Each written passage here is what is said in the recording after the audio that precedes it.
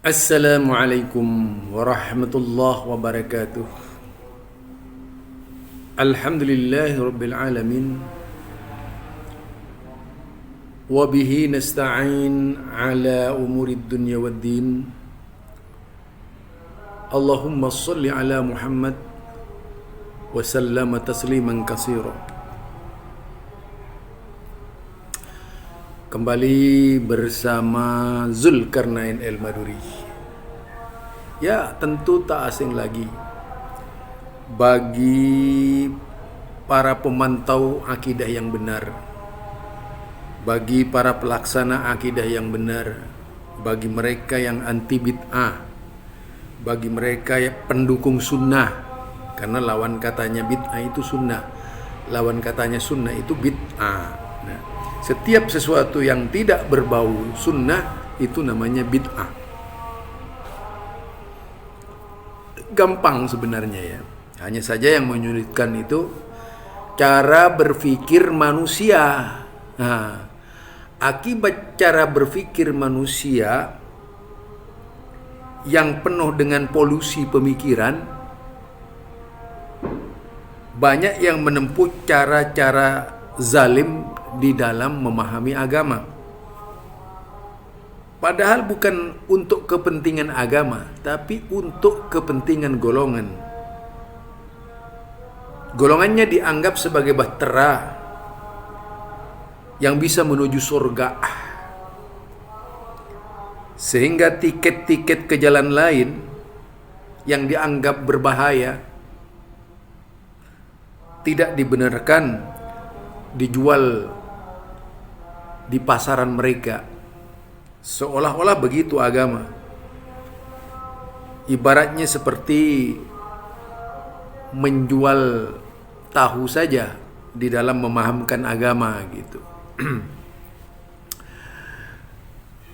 Yang akan kita bahas berikut ini berkaitan dengan pemahaman Abu Hasan Al-Asy'ari.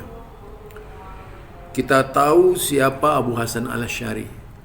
Namun ada alangkah baiknya kalau kita dengar dulu siapa Abu Hasan Al-Asy'ari yang dimaksud oleh Idrus Ramli itu, yang dikatakan memproduksi Asy'ariyah. Dan siapakah Asy'ariyah yang sebenarnya? Nah, mari kita dengar bersama dari Al-Mukarram ini.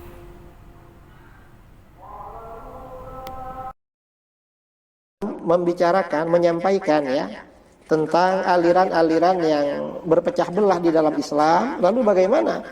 Beliau bersabda bahwa yang selamat itu adalah wahyal jamaah. Satu golongan yang selamat adalah jamaah. Jamaah ini oleh para ulama ditafsirkan ahlus sunnah wal jamaah. Ada yang menafsirkan as-sawadul a'wam, golongan mayoritas. Nah, dari beberapa hadis ini akhirnya para ulama berkesimpulan bahwa ahlus sunnah wal jamaah itu Asy'ariyah Maturidiyah. Mengapa Asy'ariyah Maturidiyah? Karena Asy'ariyah Maturidiyah ini yang istiqomah, ajarannya konsisten dengan ajaran Al-Quran dan hadis. Di satu sisi. Di sisi lain, ahlus sunnah wal jamaah Asy'ariyah Maturidiyah juga istiqomah, konsisten dengan sunnah Rasul Sallallahu Alaihi Wasallam dan ajaran para sahabat. Tidak mensyirik-syirikkan para sahabat. Kalau Wahabi itu mensyirikkan, membid'ahkan para sahabat, dan itu sudah maklum. Kemudian lagi dari sisi yang lain pula, mengapa Asy'ariyah Maturidiyah ahlus sunnah wal jamaah? Asy'ariyah Maturidiyah itu golongan mayoritas sesuai dengan hadis riwayat Imam Ibnu Majah. Nah, dari sini jelas sekali kalau menguasai Mekah Madinah itu bukan dalil suatu golongan itu benar. Bahkan ulama-ulama Wahabi pun nggak pernah berdalil seperti itu. Misalnya Syekh Abdul Aziz bin Baz, Syekh Muhammad bin Shalih Al-Utsaimin, dan ulama-ulama Wahabi yang lain nggak pernah bilang kalau golongan yang benar itu yang menguasai Mekah dan Madinah, enggak, atau yang menguasai dua tanah suci. Karena tanah suci ini sejak awal Islam dikuasai ahlu sunnah. Hanya pernah beberapa tahun dikuasai Syiah Qaramithah ya, atau Syiah Ismailiyah. Kemudian belakangan dikuasai Wahabi. Dan umat Islam ini tanah sucinya ada 3. Satunya Baitul Maqdis, Masjidil Aqsa. Sekarang Masjidil Aqsa dikendalikan oleh Wahabi, oleh Yahudi ya, dikendalikan oleh Yahudi. Dan itu tidak menjadi dalil kalau Yahudi itu benar karena Yahudi menguasai Masjidil Aqsa. Enggak. Ini dalil. Jadi saya sampaikan jangan terpengaruh dengan ucapan orang-orang Wahabi bahwa dalil Wahabi benar karena mereka menguasai tanah suci Mekah dan Madinah. Justru di akhir zaman ini Ahlul Haq itu di dalam sebagian hadis itu tempatnya di Masjidil Aqsa.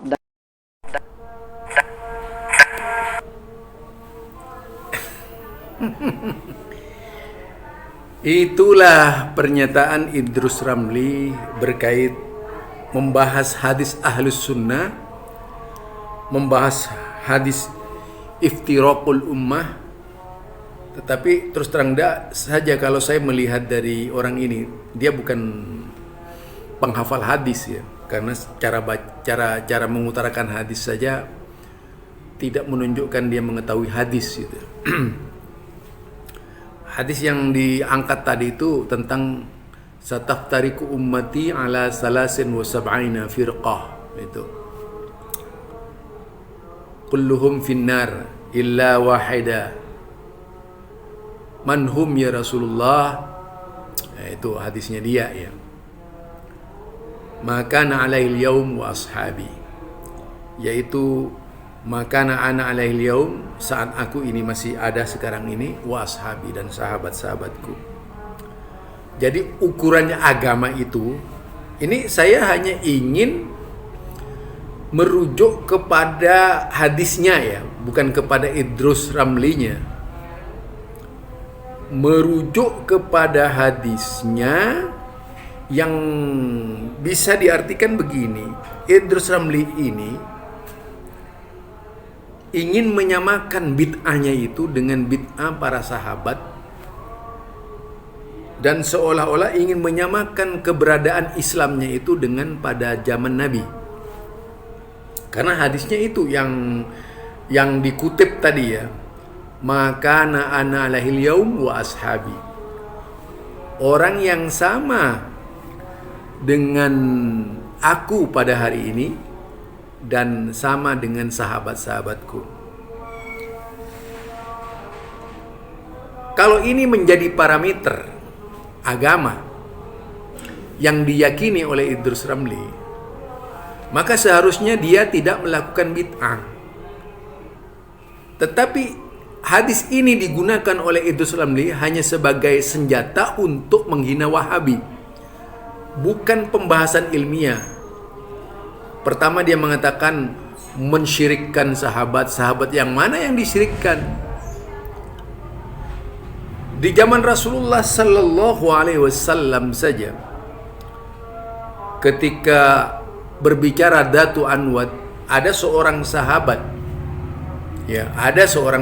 Nabi, ya Rasulullah, mengapa engkau tidak menjadikan Zat Anwat itu milik kita saja sehingga kita memiliki pedang seperti mereka?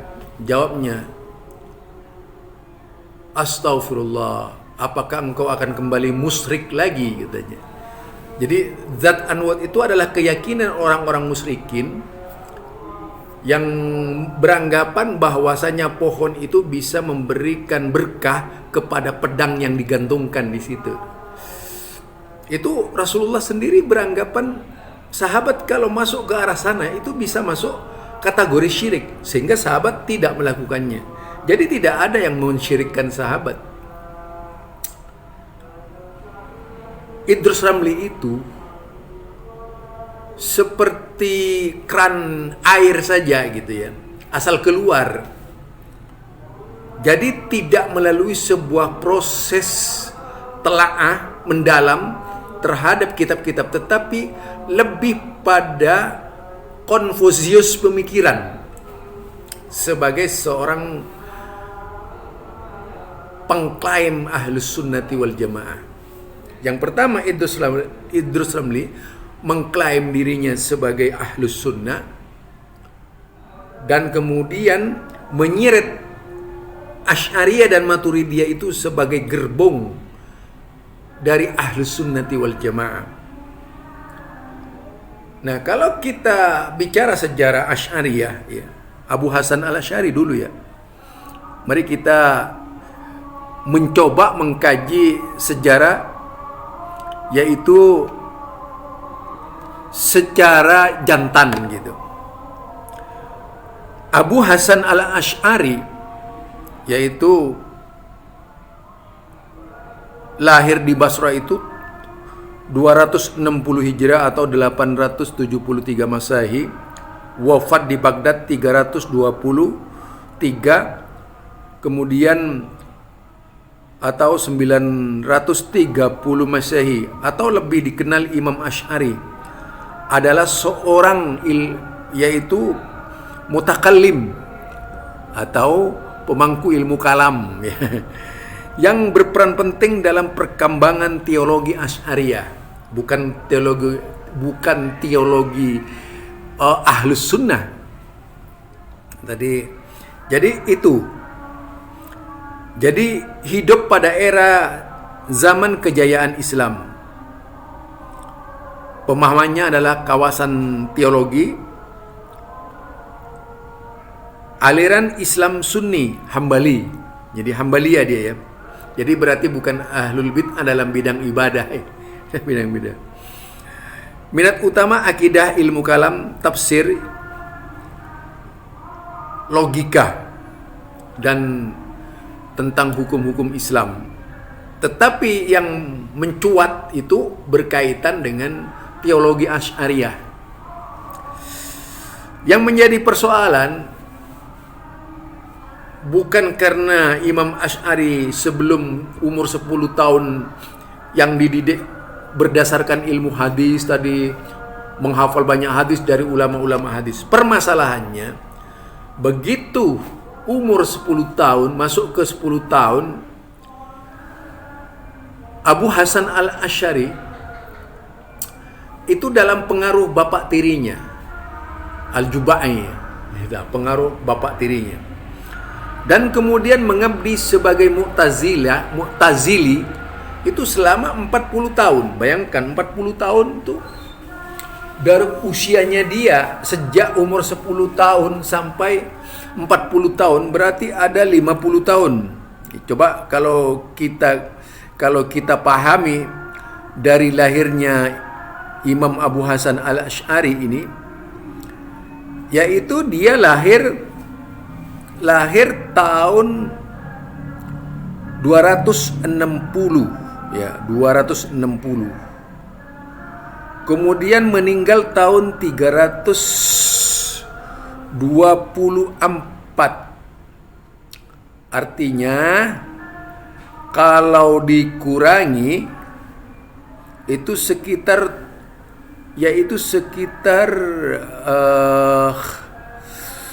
70 tahunan. 70 tahunan dia. 70 tahun lebih ya usianya ya. Nah, kalau ditambahkan yaitu sekitar 70 tahun kurang ya. 70 tahun kurang itu. 70 tahun kurang. Yaitu kurang 6 tahun. 6 tahun. Karena meninggalnya dia itu 260, lahirnya dia itu tahun 260, kemudian meninggalnya 324, berarti 66 tahun. Ya, 60 yaitu 60 bisa dikatakan 64 tahun. 64 tahun. Itu. Nah, kita kaji dari sini. Coba ayah beliau namanya Ismail, adalah seorang ulama ahli hadis yang menganut paham Ahlus Sunnati wal Jamaah. Hal ini terbukti bahwa ketika Ismail menjelang wafat berwasiat agar Asy'ari diasuh oleh Zakaria As-Saji, pakar hadis dan fikih mazhab Syafi'i, yang sangat populer di kota Basra. Tapi dia kemudian menjadi Hambali, Islam Sunni, Hambali ya. Jadi kalau disebut Islam Sunni itu lengket dengan nama Hambali. Jadi pakar hadis. Pada masa kecilnya Asy'ari selain berguru kepada As-Saji, beliau juga menimba ilmu dari ulama-ulama ahli hadis yang lain. Ini di bawah 10 tahun. Mari kita buktikan bahwa dia di bawah 10 tahun. Beliau juga seperti Abdurrahman bin Khalaf, kemudian Adz-Dzabi, Sahal bin Nuh, Al-Basri, Muhammad bin Ya'qub, Al-Maqburi dan lain-lain. Hal tersebut mengantarkan Abu Hasan Al-Asy'ari menjadi ulama yang menguasai hadis, tafsir, fikih, usul fikih dan lain-lain. Hanya saja akhirnya hanya saja ya, setelah beliau berusia 10 tahun, coba berusia 10 tahun, jadi beliau itu memahami ilmu di bawah 10 tahun. Artinya memahami ilmu di bawah 10 tahun. Itu ada arti. Ya. Artinya apa kalau di bawah 10 tahun? Ada unsur asing yang sangat berpengaruh. Yang sangat berpengaruh yaitu bapak tirinya sendiri. Dan bahkan mengubah jalan hidupnya setelah 10 tahun. Berarti dia yang cerdas pandai itu 10 tahun. Artinya memang kondisi label walaupun punya ilmu ketika itu ya. Kondisi label. Itu kalau kita pahami. Yaitu kehadiran Abu Ali Al-Jubai, tokoh Mu'tazilah terkemuka di kota Basra. Jadi tokoh Mu'tazilah terkemuka di kota Basra. Dalam keluarganya ia yang menjadi ayah tirinya dengan menikahi ibunya dan kemudian mengarahkan Al-Asy'ari menjadi penganut Mu'tazilah hingga berusia 40 tahun. Tuh. Jadi bayangkan hingga berarti 30 tahun usianya dihabiskan untuk mengabdi kepada Mu'tazilah. Ya, 30 tahun. Kemudian ditambah lagi dengan pemahaman yang disebut dengan kullabiyah. Kalau tidak salah itu 20 tahun, berarti 50 tahun jenjangnya itu. Berada dalam dunia kesesatan itu. Nah, usia 50, ya, usia 50 itu luar biasa. Nah, jadi ada fase. Fase pertama itu dalam Ahlus Sunnah, fase kedua itu dalam Mu'tazilah, fase ketiga itu dalam Kullabiyah. Nah, Mu'tazilah dan Kullabiyah ini sebenarnya ya sama dari sisi akliyah itu, pengembangan akal terus-menerus, dasar-dasar pemahamannya dari sana. Nah, jika kita menghayati dari perjalanan Abu Hasan Al-Asy'ari ini, maka bisa disimpulkan bahwa akidah yang diyakini Abu Hasan Al-Asy'ari itu selama 50 tahun berada dalam simpang siur yang tidak memungkinkan. Artinya kalau di dalam ilmu rawi itu ada waham ya dalam diri Imam Abu Hasan Al-Asy'ari, sehingga ketika kembali ke pangkuan Ahlus Sunnati wal Jamaah ini pada saat usia tua itu pun tentunya tidak kembali seutuhnya. Artinya banyak pemahaman Asy'ariyah, banyak pemahaman Mu'tazilah yang mengemas Abu Hasan Al-Asy'ari sebagai tokoh Mu'tazilah. Nah,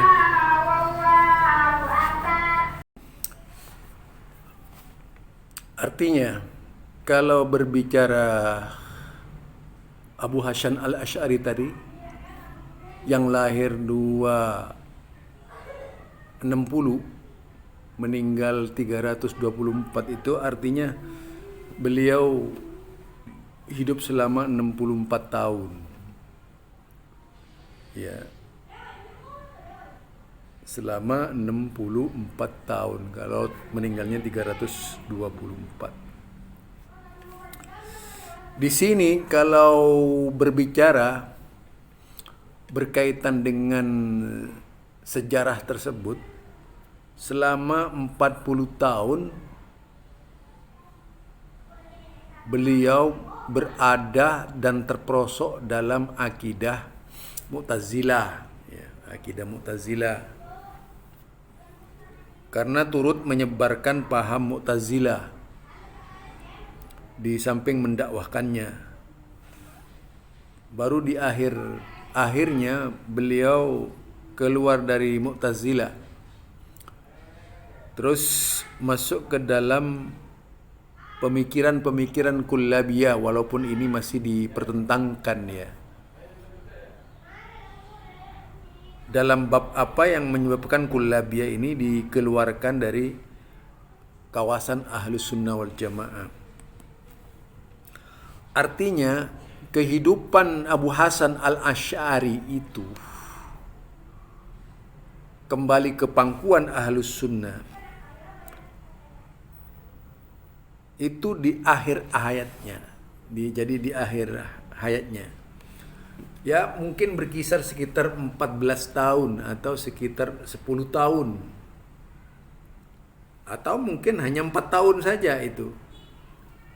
Karena beliau juga masuk dalam kullabiyah tadi. Jadi 4 tahun baru kembali kepada akidah mazhab bin Hambal itu. Nah dari sini kita kajian mengkaji untuk mengetahui secara pasti. Kemudian kita tanyakan, karena semua penulis-penulis dahulu kala berbicara tentang kitab Ibanah. Namun kalau kita melihat Asy'ariyah ini menolak kitab Ibanah. Hampir seluruh Asy'ariyah di dunia ini menolak kitab Ibanah. Padahal kitab Ibanah ini banyak dibicarakan oleh tokoh-tokoh dahulu kala berkaitan dengan tobatnya Imam Abu Hasan al-Asy'ari. Terakhir ada orang yang menyatakan itu produk Wahabi. Padahal kitab Ibanah ini pernah diucapkan oleh ulama-ulama jauh sebelum Wahabi. Mengapa kemudian kitab Ibanah ini dikatakan dari Wahabi? Karena yang menyebarkan kitab Ibanah, menyemarakkan kitab Ibanah itu adalah orang yang dituduh Wahabi tadi.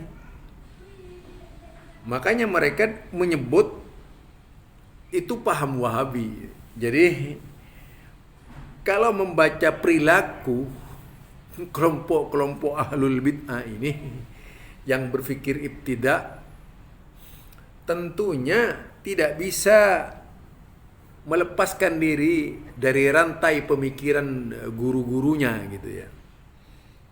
Seperti yang dikatakan tadi bahwasanya Imam Abu Hasan al-Asy'ari yang menulis kitab Ibanah ini tidak pernah diperdulikan.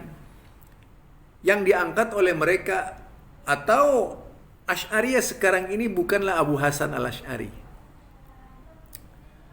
Karena kalau memang pengikut Abu Hasan al-Asy'ari itu tentu akan sama akidahnya dengan kitab Ibanah. Tetapi lebih tepat kalau dia pengikut Asy'ariyah dari Mu'tazilah dulu gitu. Ketika Abu Hasan al-Asy'ari terperangkap dalam pemikiran Mu'tazilah.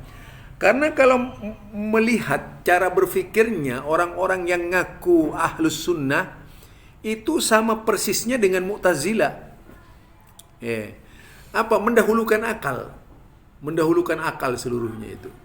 Bahkan menepis ayat-ayat Allah kalau tidak sesuai dengan akal. Itu yang terjadi di kalangan Ahlus Sunnah modern ya. Ahlus Sunnah modern ini adalah Ahlus Sunnah yang lebih dekat kepada Mu'tazilah, bukan Ahlus Sunnah yang lebih dekat kepada Abu Hasan al-Asy'ari kalau kita pahami itu. Jadi kenapa coba semua polarisasi yang dikembangkan oleh orang-orang yang ngaku ahlus sunnah bukanlah akidah ahlus sunnah. Ya. Kalau kita pahami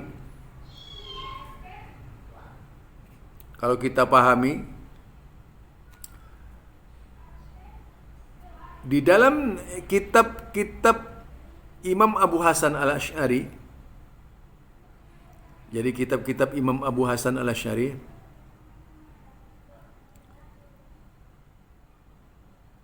kita melihat banyak perbedaan antara pemikiran-pemikiran orang yang ngaku-ngaku ahlus sunnah yang disebut adalah Asy'ariyah dan Maturidiyah.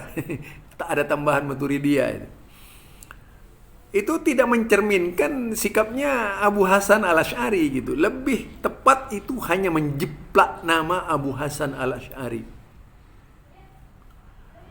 Bukan akidah Abu Hasan Al-Asy'ari yang dianutnya.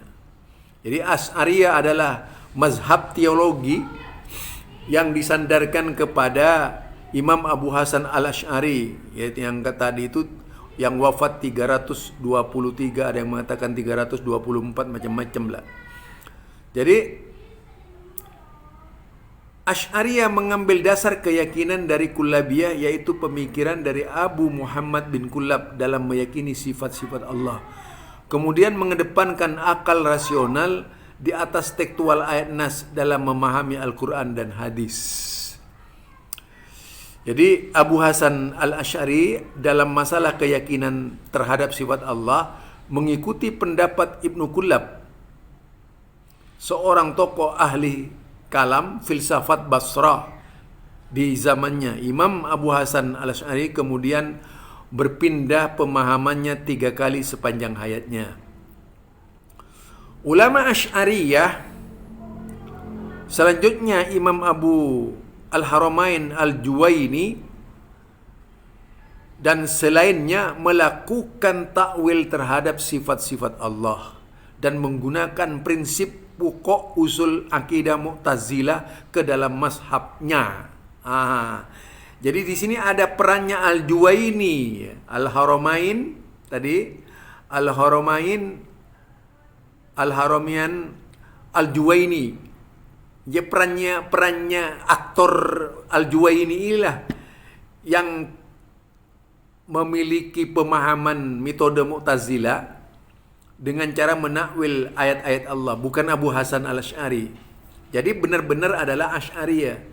Jadi akidah yang sampai kepada mereka yang ngaku ahlus sunnati wal jamaah itu lebih tepatnya dikatakan akidah Al-Juwainiyah gitu. Takwiliyah, karena takwiliyah ya, bukan akidah Imam Abu Hasan Al-Asy'ari itu. Jadi Asy'ariyah awalnya hanya menetapkan 7 sifat ma'ani saja bagi Allah yang ditetapkan menurut akal akliyah, yaitu hayat, ilmu, qudrah, iradah, sam'u, basir dan kalam. Kemudian ditambahkan oleh As-Sanusi menjadi 20 sifat dan tidak menetapkan satu pun sifat fi'liyah seperti istiwa, nuzul, cinta, ridha, marah dan seterusnya. Itu awalnya itu Imam Abu Hasan Al-Asy'ari. Jadi pengembangan pemikiran itu sifat 20 bukan datang dari Abu Hasan Al-Asy'ari, tapi dari As-Sanusi. Sanusi. Jadi mereka ini kacau. Jadi ketika mereka mengklaim sebagai ahlus sunnati wal jamaah, itu artinya mereka centang perenang, kabur, tidak jelas gitu. Ahlus sunnah wal jamaah modern itu. Ya. Itu kalau dipahami dari sejarahnya ya, dari sejarahnya. Nah,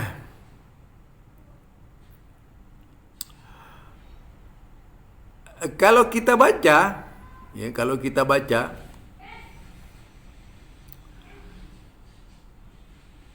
metode takwil disebutkan oleh Ibnu Fawraks dalam kitab Ta'wil, ya, jadi itu. Kemudian Muhammad bin Umar Ar-Razi dalam kitabnya Ta'sisut Taqdis. Juga ada pada Abul Wafa Ibnu Aqil dan Abu Hamid Al-Ghazali. Takwil tersebut bersumber dari Bishar Al-Marisi, seorang tokoh Mu'tazilah. Wah, tuh kan? Benar. Jadi yang sekarang ini yang diyakini oleh mereka yang ngaku-ngaku Ahlus Sunnah itu sebenarnya Mu'tazilah. Yaitu di bawah bimbingan Al-Bishar Al-Marisi, seorang tokoh Mu'tazilah yang menakwil sifat-sifat Allah dan berada di kalangan Asy'ariyah. Gawat. Gawat ya. Asy'ariyah awalnya hanya menetapkan 7 sifat ma'ani itu, seperti dikatakan tadi, bagi Allah yang ditetapkan menurut akal akliyah, yaitu hayat, ilmu, kudrat, iradat, sam', basar, dan kalam. Kemudian ditambahkan oleh As-Sanusi menjadi 20 sifat. Nah itu ya. Jadi yang menyebabkan adanya 20 sifat itu tadi As-Sanusi. Abu Hasan Al-Asy'ari sendiri menyarankan agar dalam penafsiran Al-Quran lebih merujuk kepada penjelasan Rasulullah dan penafsiran yang mutawatir di kalangan para sahabat. Asy'ariyah menggunakan 3 jenis metodologi yang berbeda untuk menjelaskan akidah di dalam dakwah. Ketika jenis metodologi ini yaitu metodologi tekstual, kemudian metodologi rasional. Nah, yang banyak dianut oleh Aswaja sekarang ini, Nusantara itu, Aswaja Nusantara, adalah metodologi rasional. Rasional enggak ini istiwa kepada Allah. Jadi mereka ini bukan Ahlus Sunnah sebenarnya ya, tapi Asy'ariyah. Asy'ariyah, bukan pengikut Abu Hasan Al-Asy'ari, tapi dari pengikut-pengikut Asy'ariyah yang mengembangkan pemikiran, yaitu bergabungnya Mu'tazilah ke dalam pemikiran Asy'ariyah tadi, yaitu tadi sekelas siapa namanya tadi itu? Al-Bishar Al-Marisi. Ya, seorang tokoh Mu'tazilah. Nah, itu. Ini kalau kita mau kritis ya terhadap pemahaman Ahlus Sunnah model sekarang yang dianut di Mesir, dianut oleh siapa itu, Thayyib Ali Gummah, Ali Jum'ah itu, dan siapa lagi itu, banyak lah ya, yang termasuk ya Habib yang dari mana itu namanya, dari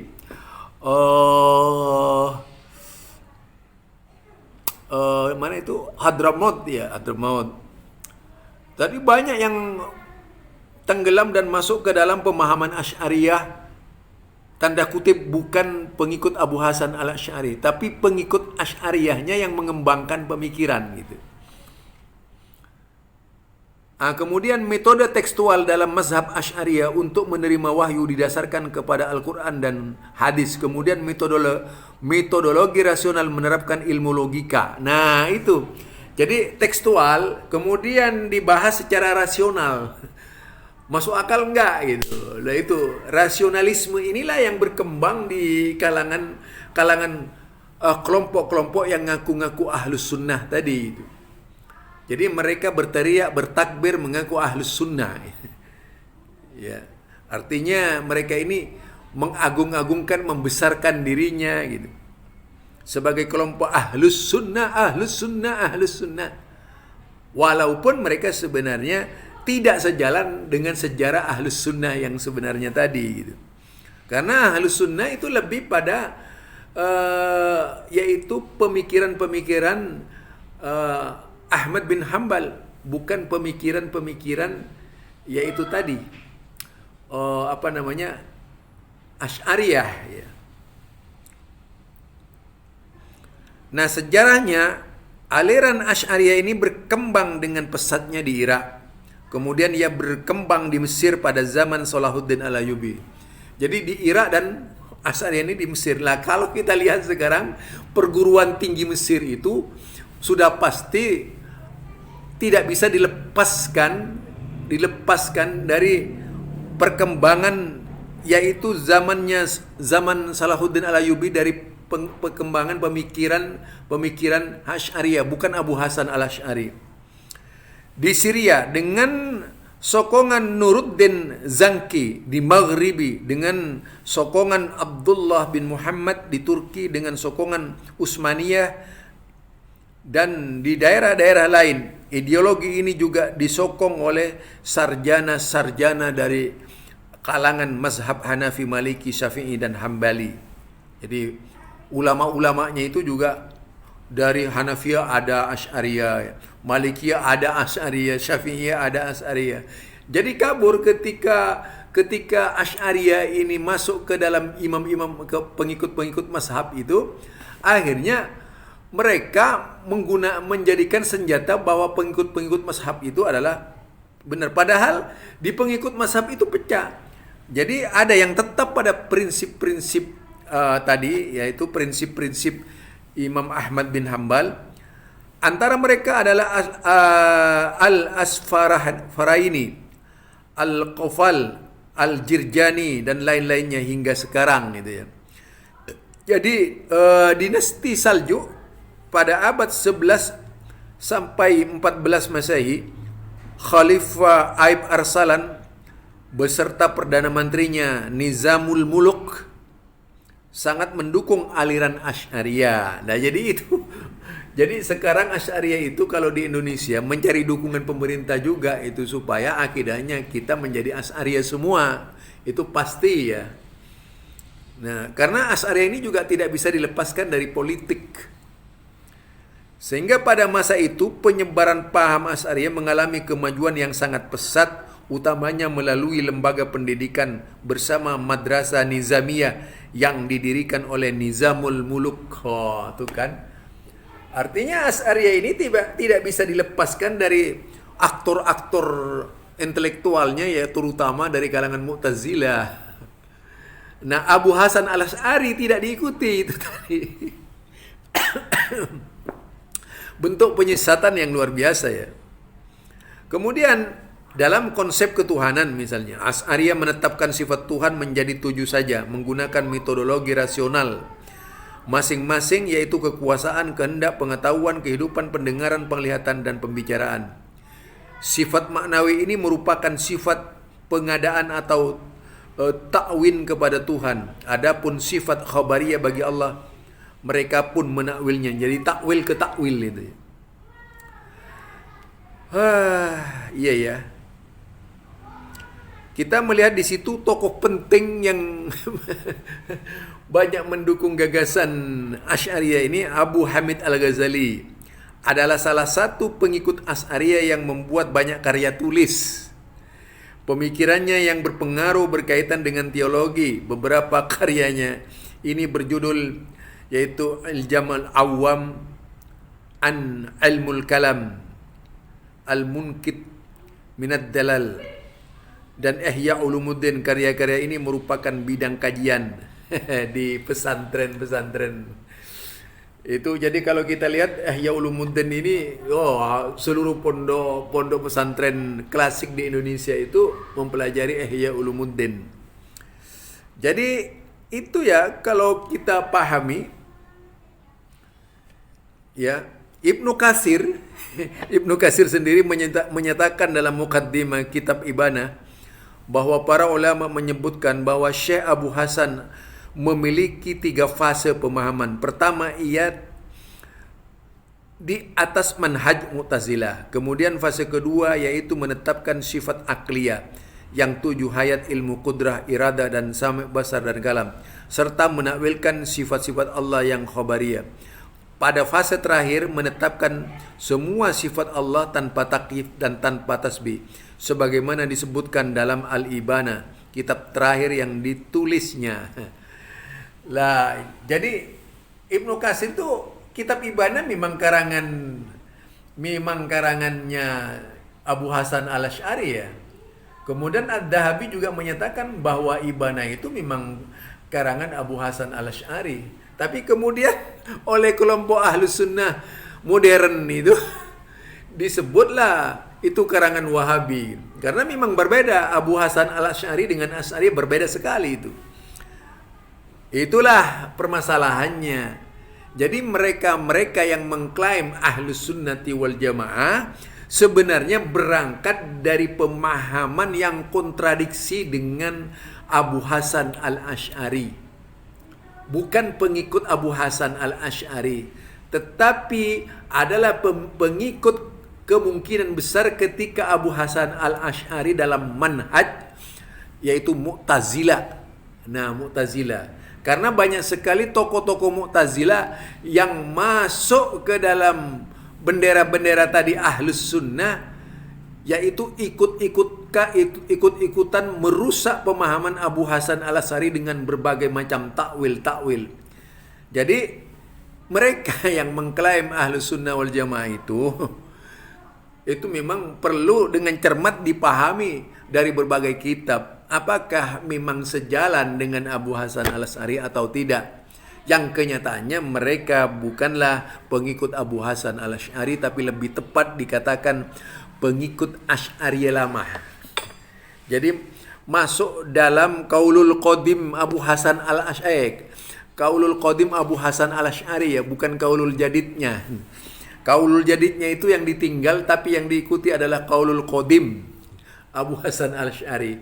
Ini barangkali dari saya memaparkan secara ilmiah berkaitan dengan Abu Hasan al-Asy'ari. Mudah-mudahan bagi mereka yang masih senang dengan Abu Hasan al-Asy'ari cepat tobat. Subhanakallahumma wa bihamdika asyhadu an la ilaha illa anta astaghfiruka wa atubu ilaik. Assalamualaikum warahmatullahi wabarakatuh.